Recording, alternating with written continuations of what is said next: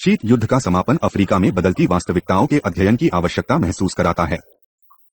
अधिकांश विश्व की तरह अफ्रीका द्विध्रुवीकरण के अंत के अनुरूप व्यवस्थित करने का प्रयास कर रहा है, जिसमें विचारों की एक व्यवस्था के रूप में तथा एक सामाजिक राजनीतिक परियोजना के रूप में समाजवाद अपनी संभावनाओं को समाप्त कर चुका है। बहुदलीय व्यवस्था के रूप में राजनीतिक उदारवाद के अपनाए जाने और एक मुका आर्थिक प्रतिमान के साथ साथ जातिवाद, पृथकतावाद तथा धार्मिक अंधवाद ने अफ्रीका के क्षेत्रीय एकीकरण पर बुरा प्रभाव डाला है। हम कह सकते हैं कि विश्व के एक क्षेत्र के रूप में अफ्रीका पिछले एक दशक के दौरान विश्व अर्थव्यवस्था, राजनीति एवं रणनीति में तीव्रता से हाशिए में आ गया है। इस इकाई में हम शीत युद्ध के अंत कप अफ्रीका पर प्रभाव का परीक्षण करेंगे तथा उसके राजनीतिक, आर्थिक एवं सामाजिक संबंधों में परिवर्तनों को समझने की कोशिश करेंगे। 11.2 शीत युद्ध के दौरान अफ्रीका। 2.1 अफ्रीका तथा गुटनिरपेक्षता। 1960 के दशक के दौरान अफ्रीका में शीत युद्ध की प्रचंडता में कमी आई। अफ्रीकी एकता संगठन, organisation of African unity OAL के स्वतंत्र देशों ने गुटनिरपेक्षता को अपनी विदेश नीति का एक अंग बनाया, लेकिन वास्तव में वे अपने भूतपूर्व औपनिवेशिक मालिकों से संबंध तोड़ नहीं पाए। गुटनिरपेक्षता ने उनकी आवश्यकताओं की पूर्ति की और दोनों गुटों के बीच तनाव को कम किया। इसके अलावा वाशिंगटन ने वह सुनिश्चित किया कि वे देश मॉस्को के प्रभाव में न चले जाएं। इसी कारण से 1900 के दशक के अंतिम दौर में वाशिंगटन की नीति अफ्रीका में मॉस्को के प्रभुत्व की रोकने की थी। 2.2 सोवियत समर्थन। लाइबेरिया में खुश्चेव पराजित हुए थे, लेकिन आइजनहोचर ने इसे अफ्रीकी महाद्वीप में साम्यवादी घुसपैठ का सोवियत तरीका माना। सोवियत संघ ने हार नहीं मानी। उसने 1957 में स्वतंत्र हुए घाना में अपने पैर जमाने की कोशिश की। फिर से संयुक्त राज्य अमेरिका की सरकार ने इस सोवियत प्रयत्न को खतरनाक माना और अमेरिकी विदेश विभाग ने इसे काफी गंभीरता से लिया। सोवियत संघ तथा घाना के नार राजदूत की संभावित अदलाबदली पर एक स्थिति दस्तावेज पोजीशन पेपर में उसने इस बात पर जोर दिया है। दूसरे महायुद्ध के अंत से सोवियत नौती को ध्यान में रखते हुए यह आराम से माना जा सकता है कि अफ्रीका में कूटनीतिक एवं वाणिज्य द्वितीय पदों की स्थापना के पीछे रूस का प्राथमिक उद्देश्य औपनिवेशिक स्तर से अभी स्वतंत्र हुए देशों की अनुभवहीन संस्थाओं की जकाटना है। अपनी तरफ से सोवियत संघ अंगोला और मोजाम्बिक की सरकारों तथा अफ्रीकी राष्ट्रवादी कांग्रेस को सैनिक समर्थन देकर खुश था। इन लोगों ने शांतिपूर्ण साधनों से बहुमत शासन के अपने लक्ष्य को प्राप्त करने की कोशिश की, लेकिन असफल रहे। अब उन्हें हिंसक साधनों को प्रोत्साहन देने की सोच करनी पड़ रही थी। सैनिक सहायता के अलावा सोवियत संघ के मुख्य तौर पर भूतपूर्व अंग्रेजी तथा पुर्तगाली उपनिवेशों में युवकों को शैक्षिक छात्रवृत्तियों देने की पेशकश की, लेकिन सोवियत संघ ने सहायता अथवा व्यापार रूप में कुछ नहीं दिया। अफ्रीका के उत्तरदायी को लेने की सोवियत संघ की कोई बड़ी रणनीति नहीं थी। वैसे भी आमतौर पर सोवियत संघ के पास उन देशों के इतिहास, राजनीतिक संरचना तथा आवश्यकताओं के बारे में बहुत कम जानकारी थी जिनका यह समर्थन कर रहा था। 2.3 पश्चिम से समर्थन। दक्षिण अफ्रीका की सरकार को अंगोला तथा मोजाम्बिक की पुर्तगाली औपनिवेशिक शासनों से समर्थन मिला। यह सरकार 1975 तक इसी प्रकार चलती रही। 5 वर्ष बाद रोडेशिया, जिम्बाब्वे की इयान स्मिथ की सरकार को 1980 में बहुमत शासन के सामने झुकना पड़ा। इन सभी शासन धावस्थाओं ने राजनीतिक विरोध को पूंजीवाद को उखाड़ फेंकने तथा निजी क्षेत्र के राष्ट्रीयकरण के साथ जोड़ा। इसके लिए उन्हें पश्चिमी यूरोप तथा अमेरिका से समर्थन मिला। क्योंकि उसका अभिप्राय व्यापारिक तथा खनिज निवेशों को राष्ट्रीयकरण से सुरक्षित रखना था, इसलिए पश्चिम ने संस्थागत रंगभेद तथा अल्पमत शासन की ओर से आंखें मूंद लीं। 11.3 शीत युद्ध के बाद अफ्रीका। अफ्रीका ने शीत युद्ध के बाद के वर्षों में निम्नलिखित समस्याओं का सामना किया। पहला, विकास रणनीति की असफलताएं। इन रणनीतियों की असफलता का कारण व्यापक तौर पर आर्थिक संकट था। यह आर्थिक संकट आत्मनिर्भरता तथा विविधता की स्वतंत्र नीति के लिए जगह कम करने से और अकाल तथा अन्न कुप्रबंधन, भ्रष्टाचार, ऋण बोझ, राष्ट्रीय मुद्रा कोष और विश्व बैंक फार्मूला अथवा संरचनात्मक परिवर्तन के प्रतिमानों के परिणामस्वरूप उत्पन्न हुआ था। दूसरा, अविश्वसनीय एकदलीय प्रणाली की जगह स्थापित राजनीतिक उदारवाद तथा बहुदलीय प्रणाली के अनसुलझे मुद्दे। तीसरा, राष्ट्रीय मतभेदों अथवा धार्मिक अंधानुकरणवाद, आंतरिक एवं बाहरी संघर्षों के परिणामस्वरूप उत्पन्न राजनीतिक अस्थिरता। चौथी समस्या विघटन, अध्यवस्था और अराजकता की थी। नए घटनाचक्र को सही परिप्रेक्ष्य में समझने के लिए यह जरूरी है कि हम राजनीतिक परिदृश्य का परीक्षण करें, विशेषकर उन राष्ट्रीय तथा क्षेत्रीय संघर्षों का जो कि पिछले दशक में अफ्रीका में सशस्त्र संघर्ष के रूप में उभरे और जो क्षेत्रीय अखंडता के लिए अहितकारी थे। 3.1 संयुक्त राज्य अमेरिका की नवीन भूमिका। शीत युद्ध के अंत का अर्थ एक प्रधान शक्ति के रूप में संयुक्त राज्य अमेरिका का उदय था। उसने संयुक्त राष्ट्र में एक अनोखी स्थिति प्राप्त की और अपने आप को मानवाधिकार तथा अच्छी सरकार के समर्थक की भूमिका प्रदान की। सैनिक राजनीतिक प्रधानता की यह भूमिका ग्रेनेडा, पनामा पर आक्रमण तथा लीबिया पर बमबारी से हुई। यह सब 1980 के दशक में हुआ। इसकी पराकाष्ठा 1991 में खाड़ी युद्ध में इराक की बर्बादी से हुई और अभी हाल में 2003 में दूसरे खाड़ी युद्ध से, जिससे इराक में और भी अधिक विनाश हुआ। संयुक्त राज्य अमेरिका का इराक को पराजित करने, अपंग बनाने तथा अपमानित करने से संयुक्त राष्ट्र के बहुमत के सदस्यों को जुटाने से तीसरी दुनिया के अनेक देश घबरा गए हैं। शीत युद्धोत्तर विश्व में वाशिंगटन की प्रधान स्थिति ने अफ्रीका के समस्त वैश्यों को प्रभावित किया है। इसने पश्चिमी देशों के समर्थक देशों की अपेक्षा पूर्व सोवियत समर्थक देशों पर कई प्रकार से अधिक प्रभाव डाला है। पहला, अंगोला, इथियोपिया, मोजाम्बिक आदि जैसे देशों को सोवियत सहायता के अंत से वे पश्चिमी हितों के लिए खुल गए। दूसरा, इन देशों में संयुक्त राज्य अमेरिका का उद्देश्य मार्क्सवाद लेनिनवाद का उन्मूलन करना है। तीसरा, साम्यवाद विरोधी शक्तियों को शासक बनाना, जैसा कि इथियोपिया में किया गया था, अथवा उन्हें समान राजनीतिक सहभागी का स्थान दिलाना, जैसा कि अंगोला, मोजाम्बिक, दक्षिण अफ्रीका में कोशिश हो रही है। चौथा, राजनीतिक बहुलवाद तथा अच्छे शासन की मांग के माध्यम से जातिवाद, कबीलावाद तथा क्षेत्रवाद का पुनःस्थापन या उन्हें पुनः लागू करना। पांचवा, पश्चिमी दानकर्ताओं तथा ब्रेटन वुड्स संस्थाओं ब्रेटन वुड्स इंस्टीट्यूशंस द्वारा राज्य शक्ति को तोड़ने और आर्थिक उदारीकरण के फार्मूले के अंतर्गत राज्य शक्ति को कम करने के निरंतर तथा ठोस प्रयत्न। इसलिए नई विश्व व्यवस्था के अंतर्गत कुल मिलाकर उद्देश्य यह है कि नवीन अंतर्राष्ट्रीय आर्थिक व्यवस्था की उपयुक्तता को अंतर्राष्ट्रीय पूंजीवाद के असमान सोपानिक ढांचे के भीतर एकीकरण तथा अधिता के माध्यम से प्रभावहीन करना है। 11.4 विद्रोहियों का दमन। यह याद रखना जरूरी है कि जब भी किसी अफ्रीकी देश का झुकाव सोवियत संघ की ओर हुआ, विशेषकर यदि शासक दल ने अपनी निष्ठा मार्क्सवाद तथा लेनिनवाद के प्रति घोषित की, तो उसे आंतरिक विद्रोह का सामना करना पड़ा। ऐसे आंतरिक विद्रोहों को पाश्चात्य देशों ने समर्थन दिया, जैसा कि इथियोपिया, अंगोला तथा मोजाम्बिक में हुआ। विद्रोह करना एक प्रमुख राजनीतिक कार्यक्रम बन गया और इससे दुर्लभ पूंजी का विचलन हुआ, जो कि युद्ध तथा विशाल सैनिक शस्त्रास्त्रों को खरीदने में धारथी खर्च हुई। कुछ कूटनीतिज्ञ तथा शैक्षिक क्षेत्रों में यह विचार व्यक्त किया गया है कि शीत युद्ध के अंत तथा परिवर्तित भूमंडलीय स्थिति के फायदों में से नामीबिया की स्वतंत्रता, रंगभेद की समाप्ति तथा 1994 में दक्षिण अफ्रीका में बहुजातीय चुनाव थे, जिसने अफ्रीकी नेशनल कांग्रेस तथा उसके नेता नेल्सन मंडेला को सत्ता प्रदान की। नेल्सन मंडेला दक्षिण अफ्रीका के पहले काले वर्ण के राष्ट्रपति बने। लेकिन शीत युद्ध के अंत से एक लंबी, बर्बर तथा निर्दयी युद्ध की समाप्ति न हो सकी। लेकिन यह भी सही है कि अंगोला में सोवियत समर्थक एम सरकार तथा संयुक्त राज्य अमेरिका तथा दक्षिण अफ्रीका समर्थक यूनिटा विद्रोहियों के बीच जो युद्ध विराम समझौता हुआ, उसकी कल्पना शीत युद्ध अथवा द्विध्रुवीय संसार में संभव नहीं थी। 11.5 अफ्रीका में संघर्ष तथा संघर्ष प्रबंधन। शीत युद्ध के अंत के साथ पूर्व तथा पश्चिम के मध्य कई प्रमुख तनाव उल्लेखनीय रूप से दूर हो गए। दक्षिणी अफ्रीका तथा नामीबिया ने लोकतांत्रिक तरीके से निर्वाचित सरकारों का गठन किया। युद्धरत दलों को बीच 3 दशकों से बली आ रही लड़ाई के बाद मोजाम्बिक में अपेक्षाकृत शांति एवं स्थायित्व की स्थापना हुई। अफ्रीका के कई दर्जन देशों में लोकतांत्रिक चुनाव संपन्न हुए। निस्संदेह ये सभी शांति तथा स्थिरता की ओर सकारात्मक तथा महत्वपूर्ण संकेत हैं। लेकिन आज विश्व के अनेक भाग अधिकाधिक स्थिरता और राजनीतिक एवं आर्थिक सहयोग की ओर बढ़ रहे हैं, जबकि अफ्रीका अभी भी अस्थिरता का महाद्वीप बना हुआ है। वहां राजनीतिक असुरक्षा है और हिंसात्मक आंतरिक संघर्ष हैं, जिनकी गहन ऐतिहासिक जड़ें हैं। इस प्रकार की पृष्ठभूमि में अफ्रीका में शांति एवं शांति स्थापना भूमंडलीय राजनीति का एक महत्वपूर्ण मुद्दा है। वास्तव में पूर्व अंगोला, मोजाम्बिक, इथियोपिया, जायरे सिनालिया तथा लाइबेरिया जैसे देश, जो कि शीत युद्ध संरक्षण पर अत्यधिक रूप से निर्भर करते थे, शीत युद्ध के बाद उनका तेजी से विघटन होना प्रारंभ हो गया। इसीलिए कोई आश्चर्य नहीं कि शीत युद्ध की आड़ में दब चुके पुराने संघर्ष फिर से अधिक हिंसात्मक बदले की भावना से सामने प्रकट हो गए। ऐसा इसलिए भी हुआ क्योंकि राज्य कमजोर होते चले गए और छोटे शस्त्र तथा किराए के योद्धा सुलभ हो गए।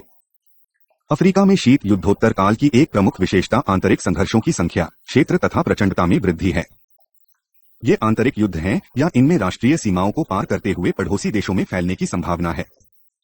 समस्त विश्व में एक वर्ष में युद्ध में 1000 से ज्यादा मौतें होने वाले 35 युद्धों में से लगभग आधे 16 युद्ध अफ्रीका में हुए हैं।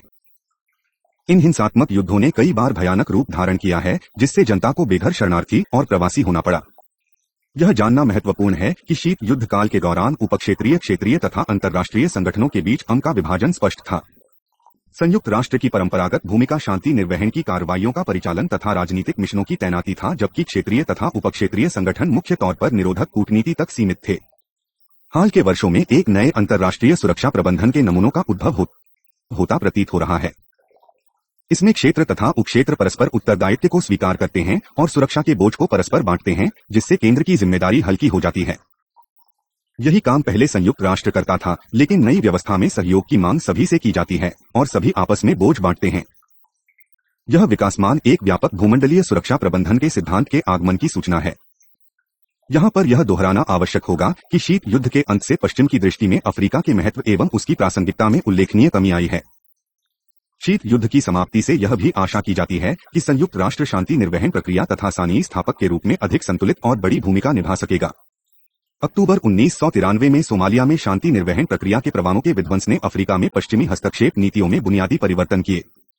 इस घटना के बाद संयुक्त राष्ट्र तथा अन्य बड़े दाताओं डोनर्स ने संयुक्त राष्ट्र सुरक्षा परिषद से यह अपेक्षा की कि वह संघर्ष के प्रति दृष्टिकोण विशेषकर आंतरिक संघर्षों के विषय में, जो कि अफ्रीका में सर्वनाश करते रहे हैं, अधिक सावधानी बरते। अफ्रीकी उदासीनता और संघर्ष थकान के बारे में अरुचिकर मनस्थिति विकसित हो गई है। उसके बाद से बुरुंडी, रवांडा, सिएरा लियोन तथा कांगो लोकतांत्रिक गणतंत्र में आंतरिक संघर्षों के प्रति सुरक्षा परिषद की धीमी और कुछ समय प्रभावहीन सी आरंभिक प्रतिक्रिया अमेरिका के अधिक सावधान दृष्टिकोण का प्रतिबिंब है। इसने रवांडा में जनवध के दौर में क्रियाहीनता को दर्शाया, कांगो के लोकतांत्रिक गणराज्य में शरणार्थी संकट के दौरान ढुलमुलपन और कार्रवाई करने में हिचकिचाहट का प्रदर्शन किया, जबकि कांगी तथा आइवरी कोस्ट की निर्वाचित सरकारों को उखाड़ फेंका गया।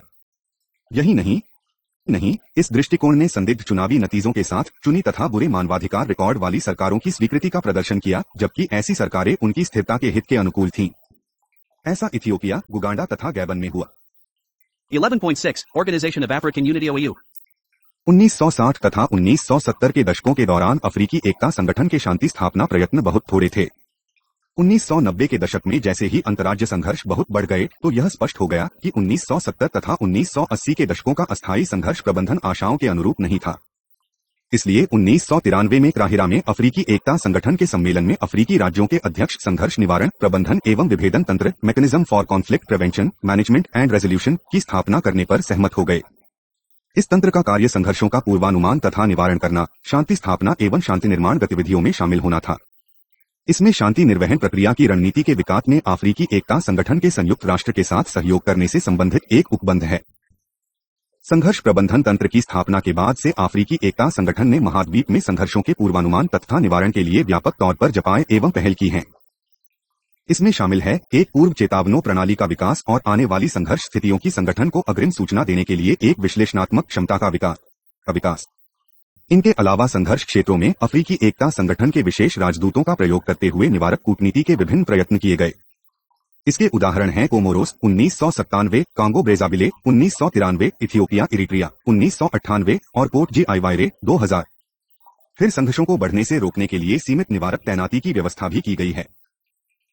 शांति निर्देहन प्रक्रिया तथा शांति स्थापना के संयुक्त राष्ट्र तथा अफ्रीकी एकता संगठन के प्रयत्नों से असंतुष्ट हो 1990 के दशक से विभिन्न अफ्रीकी राज्यों, नागरिक समाजर्जी तथा अंतर्राष्ट्रीय गैर सरकारी संगठनों ने शांति, स्थिरता व लोकतंत्र के सिद्धांतों के आधार पर एक वातावरण के निर्माण के लिए संघर्ष प्रबंधन के संबंध में अधिकाधिक उत्तरदायित्व संभाला।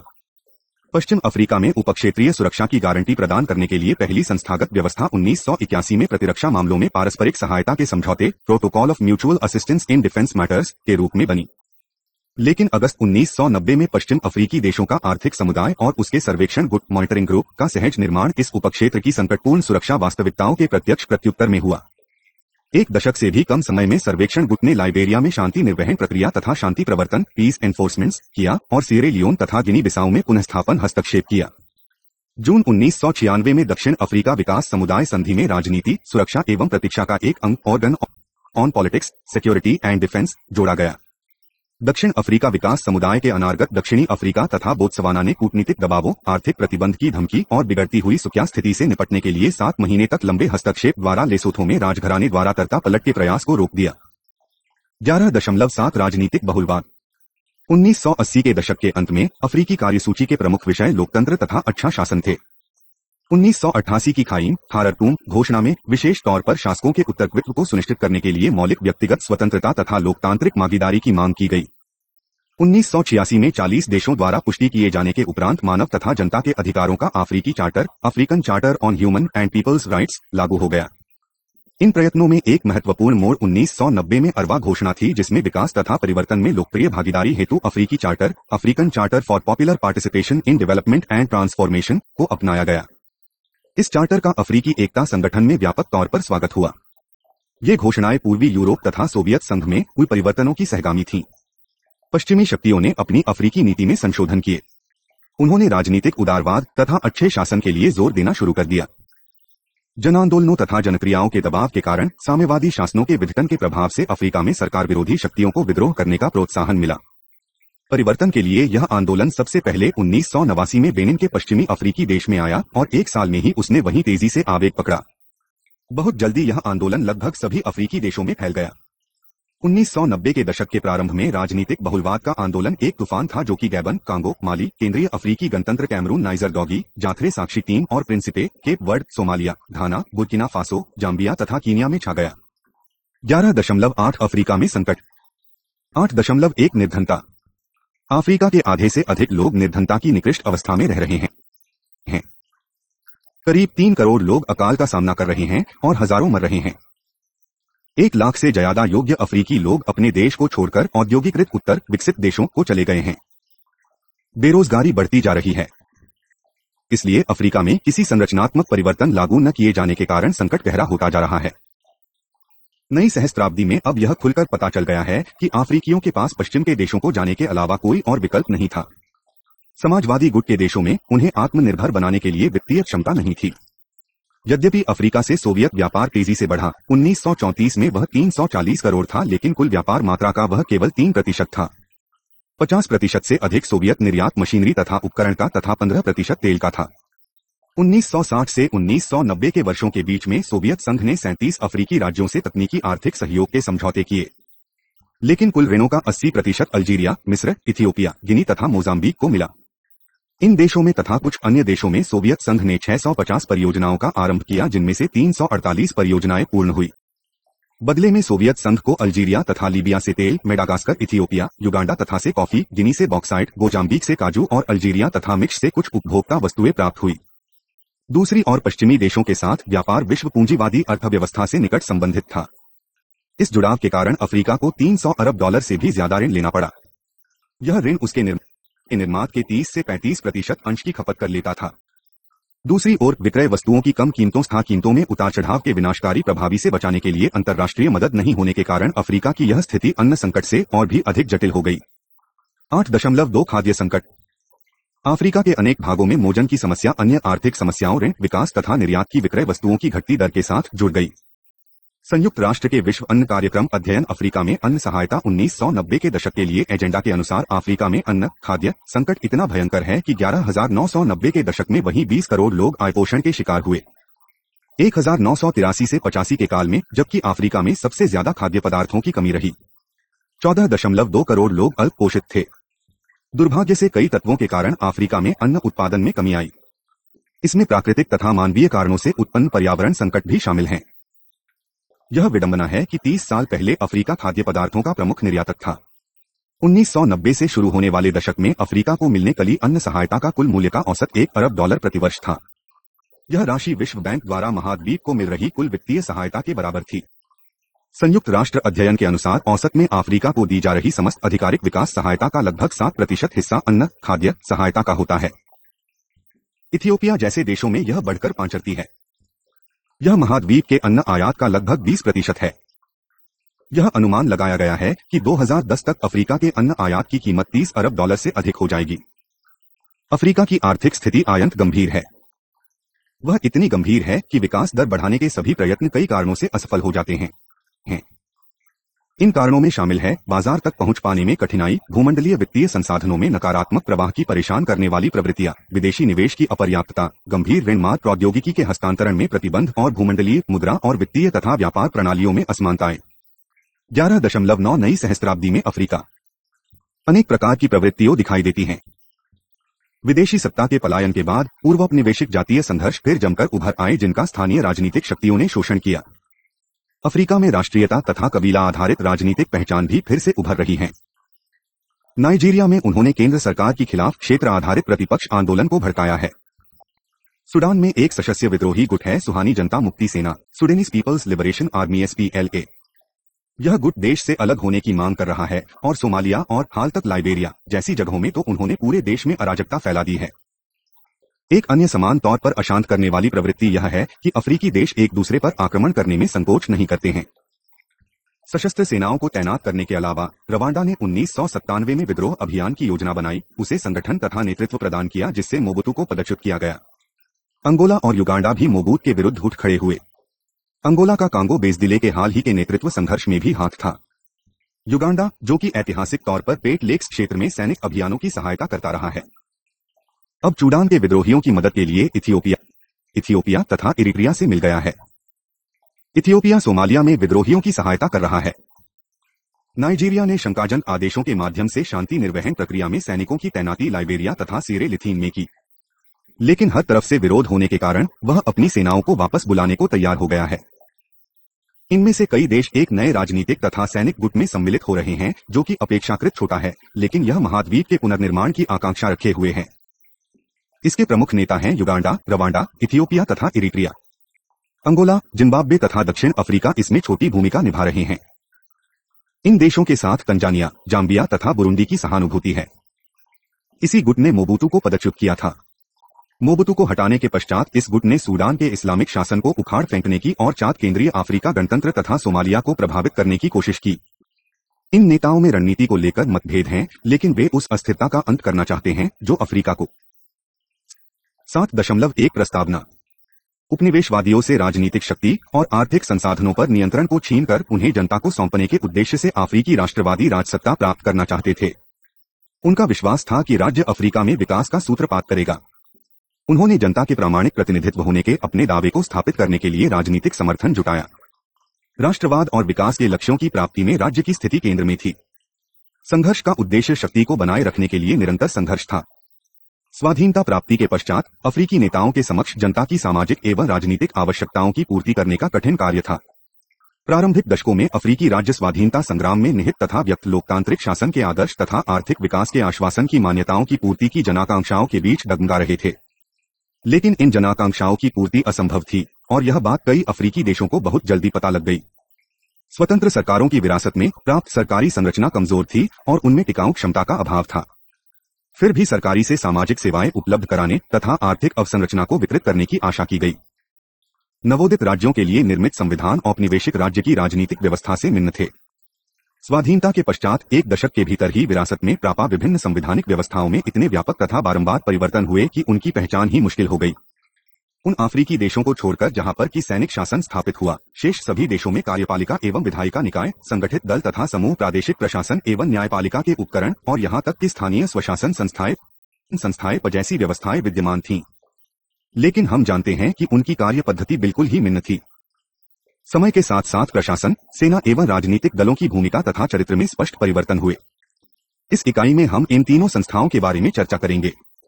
7.2 प्रशासनिक व्यवस्था।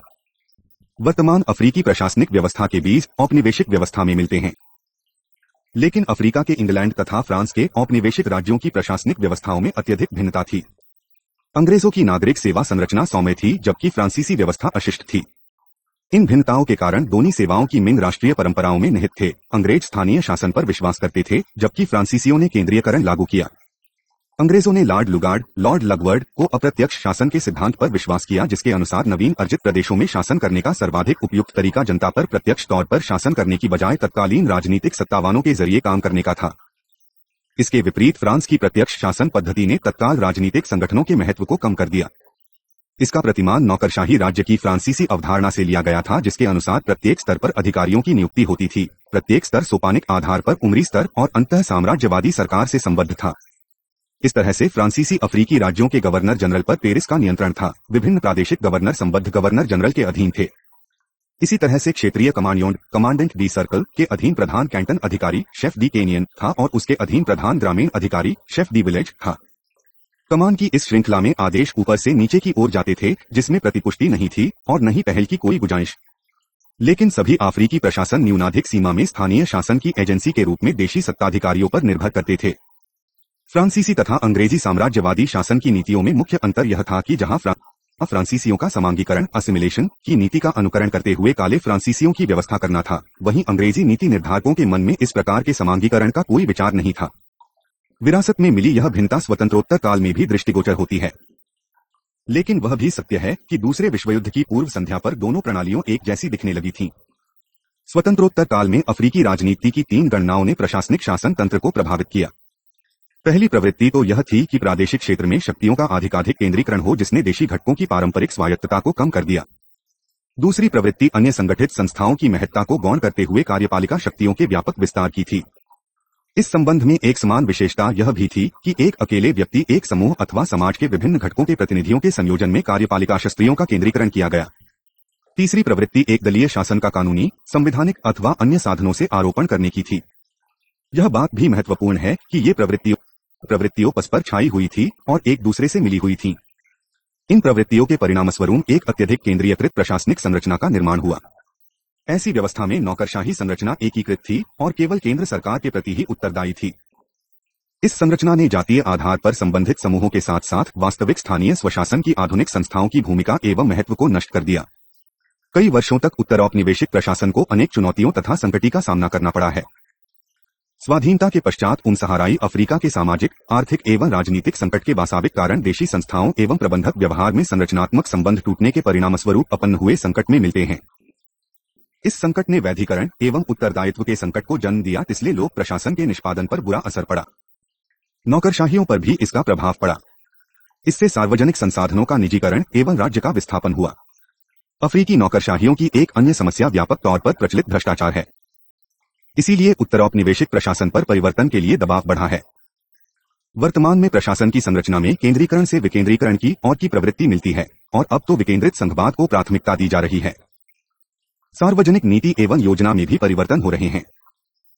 केंद्रीकृत योजना एवं एक जैसी नीति निर्माण के स्थान पर अब प्रादेशिक योजना का समय आ गया है। प्रादेशिक योजना पर जोर देने वाले विकेंद्रीकृत एवं प्रादेशिक संघवाद की मांग कर रहे हैं। इसके परिणामस्वरूप पिछले कुछ समय से लोकतंत्र एवं सहचारी स्वतंत्रता एसोसिएशनल फ्रीडम की भोगों का सूत्रपात हुआ है। इस तरह से स्वाधीनता के बाद को वर्षों में प्रशासन की संरचना और कार्यप्रणाली में परिवर्तन हुआ है। अब वह केंद्रीकरण की बजाय विकेंद्रीकरण की ओर अग्रसर है। 7.3 राजनीति में सेना। ब्रह्म दृष्टि में निश्चित तौर पर कहा जा सकता है कि अफ्रीकी सेना राजनीति से बड़ी गहराई के साथ जुड़ी हुई है, लेकिन उत्तर के व्यवहार के संबंध में किसी विशिष्ट प्रतिमान को ढूंढना मुश्किल होगा। कभी तो एक निरंकुश एवं भ्रष्ट शासन को हटाने के लिए उसने सिंहासन पलटा और कभी राजनीतिक शून्यता जिसे राजनीतिज्ञ नहीं भर पा रहे थे के कारण उन्हें सत्ता संभालनी पड़ी। कुछ मामलों में तो सैनिक नेताओं में इस बात पर मतभेद था कि उन्हें राजनीति में हस्तक्षेप करना चाहिए अथवा नहीं, लेकिन सैनिक क्रांति संपन्न करने में सैनिक नेताओं के जो भी उद्देश्य रहे हैं, इतना ही स्पष्ट है कि एक बार जब सेना राजनीति से अलग रहने के सिद्धांत को तोड़ती है तब वह अपने आप को लगभग स्थायी तौर पर असैनिक गतिविधियों में लिप्त पाती है। इकाई के इस भाग में हम अफ्रीकी राजनीति में सेना को वर्चस्व के बारे में, उसके चरित्र, निष्पादन, उपलब्धियों एवं सिद्धांतों पर विचार करेंगे। सैनिक हस्तक्षेप के संबंध में दो सिद्धांत अथवा तर्क लोकप्रिय हैं। एक तो सांक्रामिक का सिद्धांत थ्योरी ऑफ अ कॉन्टेजन है, जो यह विश्वास करता है कि एक क्षेत्र में सैनिक क्रांति संपन्न होने से अन्य क्षेत्रों में भी प्रतिक्रिया स्वरूप सैनिक क्रांति हो सकती है। दूसरा षड्यंत्र का सिद्धांत थ्योरी ऑफ कॉन्स्पिरेसी है। यह सिद्धांत असैनिक सरकार के गिरने के पीछे कुटिल साम्राज्यवादी चाल को देखता है, लेकिन सभी सैनिक क्रांति अर्थी को इन दोनों सिद्धांतों के आधार पर समझा नहीं जा सकता। परिस्थितियों की जटिलता एवं सैनिक नेताओं के कार्यों को निश्चित करने वाले उद्देश्यों एवं अवसरों को देखते हुए प्रशासन में सैनिक क्रांतियों के एक समान स्पष्टीकरण की कोशिश निष्फल होगी। यहां तक कहना अप्रासंगिक न होगा कि केवल कुछ ही अफ्रीकी राज्यों को औपनिवेशिक राज्य से विशाल सेना विरासत में मिली। औपनिवेशिक काल में काफी बाद में अफ्रीकियों को उच्च पदों, कमीशन रैंक पर नियुक्ति हेतु प्रशिक्षण देने के प्रयत्न हुए। स्वतंत्रता के बाद प्रायः सभी देशों में सेना में उच्चतर पदों के अफ्रीकीकरण के लिए दबाव अनुभव किए गए। इसीलिए नवीन अफ्रीकी सरकारों ने अपनी सेना के आकार में वृद्धि करने तथा सेना की समस्त श्रेणियों को उत्तम प्रशिक्षण सुविधाएं और वेतनमान देने के लिए तीव्र गति के कार्यक्रमों, क्रैश प्रोग्राम्स की व्यवस्था की। इसके साथ साथ सेना के उच्चतर पदों का भी तेजी से अफ्रीकीकरण हुआ। सेना की संरचना के विचार से इसके 3 महत्वपूर्ण आशय थे। पहला, इससे मध्यम श्रेणी के अफसरों में यह भावना आई कि उन्हें अपेक्षाकृत वंचित रखा गया। दूसरा, असंतुलित आयु संरचना से अनुशासन की स्थापित व्यवस्था कमजोर हुई। तीसरा, सेना में नेतृत्व कनिष्ठ अफसरों के हाथ में छोटी उम्र में आ गया, जिससे उनमें असाधारण रूप से पहल करने की क्षमता विकसित हुई। साधारण शब्दों में इन अधिकारियों में संकट के समय तुरंत कार्रवाई करने की प्रेरणा एवं अवसर विद्यमान थे। सैनिक क्रांतियों के एक ध्यानपूर्वक विश्लेषण से यह पता चलेगा कि सेना के आंतरिक संगठन से संबंधित तत्वों ने बाहरी तत्वों के रूप में सैनिकों की कार्रवाई निश्चित करने में महत्वपूर्ण भूमिका निभाई। एक सैनिक क्रांति का सफलतापूर्वक निष्पादन का प्रायः परिणाम व्यावसायिक राजनीतिज्ञों के साथ साथ वरिष्ठ सैनिक अफसरों का भी विलुप्त होना था। एक बार सत्ता में आने के बाद सैनिक शासकों ने सैनिक कर्मचारियों के लिए विशेष प्रावधान करने आरंभ कर दिए। नित्य के प्रशासन के लिए सैनिक शासक नागरिक सेवकों पर अत्यधिक निर्भर थे, जिन्होंने परिवर्तन का स्वागत आंशिक तौर पर इसलिए किया क्योंकि इससे उनके कार्यों में राजनीतिज्ञों के थका देने वाले हस्तक्षेप की समाप्ति की पूरी संभावना थी। इसी बीच सेना द्वारा स्थापित प्रशासनिक तंत्र औपनिवेशिक प्रतिगान से काफी मिलता जुलता दिखाई देता था। इसमें केंद्रीकरण पर अत्यधिक बल दिया गया था और राज्य के कार्यों के परिचालन में नौकरशाही पर बहुत अधिक निर्भरता थी। स्थानीय स्तर पर देशी सत्तावानों को दिखावे के लिए विकेंद्रीकरण को प्रोत्साहन देने के लिए, लेकिन वास्तव में ग्रामीण विशिष्ट वर्ग से मैत्री स्थापित करने के उद्देश्य से पुनर्जीवित किया गया। लेकिन अत्यधिक शक्तियों के बावजूद सैन्य अधिकारी जन समस्याओं को सुलझाने में असफल रहे, जिनके लिए उन्होंने राजनीतिज्ञों को दोषी ठहराया। भ्रष्टाचार के उन्मूलन के बजाय उन्होंने उसे प्रश्रय ही दिया। सेना का यह प्रदर्शन इस बात को मिथ्या सिद्ध करता है कि वह प्रशासन अथवा समाज में महत्वपूर्ण सुधार ला सकती है। उसका तो प्रधान उद्देश्य एक विशिष्ट समूह के रूप में अपना वर्चस्व बनाए रखना होता है। फिर राज्य राजनीति में सेना की बढ़ती भागीदारी से सेना के संगठन में ही दरारें दृष्टिगोचर होने लगी थीं। उसके चरित्र में जबरदस्त परिवर्तन होने लगा, अनुशासन शिथिल हुआ और कुछ मामलों में उसका सैनिक श्रेणियों पर बुरा प्रभाव पड़ा। दीर्घकाल में संख्या अथवा अतिरिक्त आय के आधार पर न सही, लेकिन एक संस्था के रूप में सेना ने सैनिक शासन के अंतर्गत सबसे अधिक नुकसान उठाया। 7.4 राजनीतिक दल। औपनिवेशिक शासन के आरंभ के समय में परोपकारी समूहों फिलैंथ्रोपिस्ट्स ने अपने सांस्कृतिक संघों की स्थापना का प्रचार करते हुए राजनीतिक दलों के गठन को रोका। अफ्रीका में राजनीतिक दल का मुख्य आधार बीलों के संघ थे, जिनका उद्देश्य कबीलों की संस्कृति और परंपराओं का संरक्षण था। इन संघों का प्रारंभ प्रायः शहरी इलाकों में हुआ, जहां लोग प्रवासी होकर आए थे, लेकिन इनमें से अधिकांश संघ राजनीतिक दल न होकर आंदोलन थे। बाद में जब उपनिवेशवाद के विरुद्ध भावनाएं तीव्र हुई, तब जनता को उसके विरुद्ध एकीकृत करने की आवश्यकता महसूस की गई। कबीले के सरदारों जैसे परंपरागत अभिजन वर्ग, नवीन अभिजन वर्ग और शिक्षित लोगों ने तब राजनीतिक दलों की स्थापना की। जिन दलों की स्थापना की गई वे किसी विचारधारा पर आधारित नहीं थे। उनका मुख्य उद्देश्य उपनिवेशवाद का विरोध करना था। स्वाधीनता के उपरांत अधिकांश नवोदित राज्यों में शीघ्र ही एक दलीय शासन स्थापित हुआ।